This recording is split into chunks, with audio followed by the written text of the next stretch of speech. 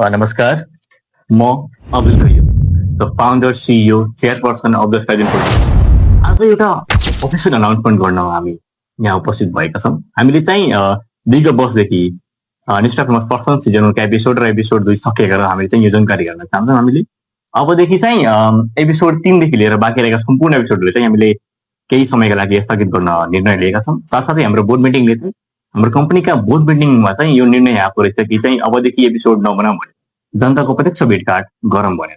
त्यसपछि उहाँले चाहिँ हाम्रो द रुटिङ कम्युनिस्ट भनेर चाहिँ पोस्ट पनि गर्नुभएको थियो कि चाहिँ एउटा प्रत्यक्ष मिटिङ भएको रहेछ हाम्रो गाउँ समक्ष रहेर। त्यही भएर चाहिँ हजुरहरूले चाहिँ निष्ठा फेमस पर्सन सिजन 1 का एपिसोड र एपिसोड 2 सकिएको अबदेखि चाहिँ एपिसोड 3 देखि लिएर 29 सम्म हजुरले नबनाउनु भनेर चाहिँ निर्णय आएको रहेछ। त्यही भएर हाम्रो मिडिया पार्टनरले चाहिँ यस्तो निर्णय आएको कारणले गर्दा हामीले त्यो समस्यालाई चाहिँ हामीले समाधान गर्ने निर्णय लिएका छौँ हामीले।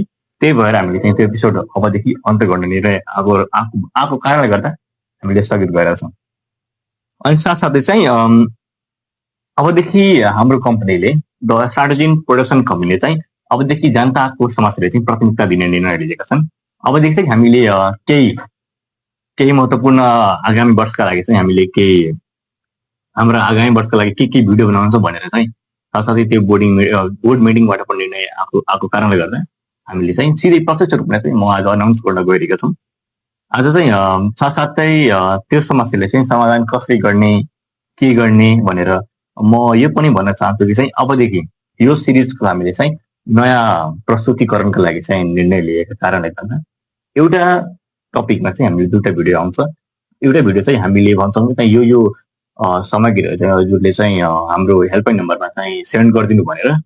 अब त्यो आएको भिडियोले चाहिँ हामीले नयाँ भिडियोमा कन्भर्ट गरेर त्यो समस्याले कसरी समाधान गर्ने कुन जनप्रतिनिधिको कारणले भएको भनेर चाहिँ हामीले समक्ष रूपमा चाहिँ हामीले अर्को भिडियोमा भन्छौँ।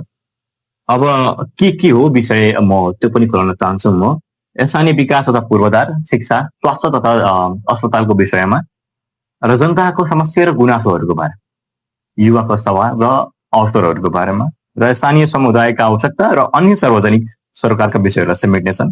हाम्रो विश्वास छ कि चाहिँ पहिलाको भन्दा अझ पनि दर्शकहरू जोडोस् हामीसँग भनेर। अब त्यसैले चाहिँ तपाईँहरू दिनुभएको सुझाव प्रतिक्रियाको